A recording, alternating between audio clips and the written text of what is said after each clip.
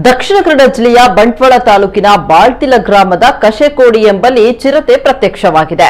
ಸಿಸಿಟಿವಿಯಲ್ಲಿ ಚಿರತೆಯ ಚಹರೆ ಪತ್ತೆಯಾಗಿದ್ದು ಗ್ರಾಮಸ್ಥರಲ್ಲಿ ಆತಂಕ ಮನೆ ಮಾಡಿದೆ. ಇನ್ನು ನಿನ್ನೆಯೂ ಕೂಡ ಬಂಟ್ವಾಳದ ನರಿಕೊಂಬು ಎಂಬಲ್ಲಿ ನಿರ್ಮಲ್ ನಿವಾಸಿಯಾದ ಜಯಂತ್ ಎಂಬುವರ ಮನೆಯ ಅಂಗಳದಲ್ಲೂ ಚಿರತೆ ಕಾಣಿಸಿಕೊಂಡಿತ್ತು. ಇದೀಗ ಬಂಟ್ವಾಳದ ಕಶೆಕೋಡಿಯಲ್ಲಿಯೂ ಮುಂಚಾನೆ ಚಿರತೆ ಕಾಣಿಸಿಕೊಂಡಿದ್ದು ನಾಯಿಯನ್ನ ಬೆನ್ನಟ್ಟಿಕೊಂಡು ಹೋಗುವ ದೃಶ್ಯ ಸೆರೆಯಾಗಿದೆ.